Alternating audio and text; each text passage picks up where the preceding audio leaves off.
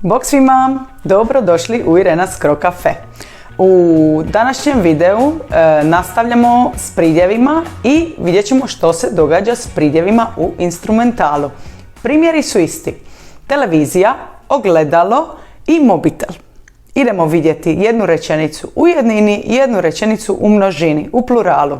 Ok, krećemo s mobitelom. Zadovoljna sam s novim mobitelom. Plural. Zadovoljna sam s novim mobitelima.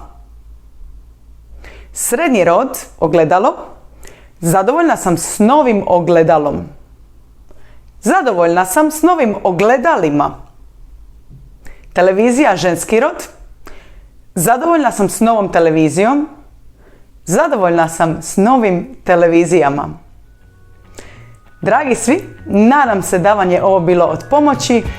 Za više materijala posjetite moj Patreon profil, link je u opisu od videa dolje. Hvala vam svima na gledanju i vidimo se i čujemo se uskoro. Ćao!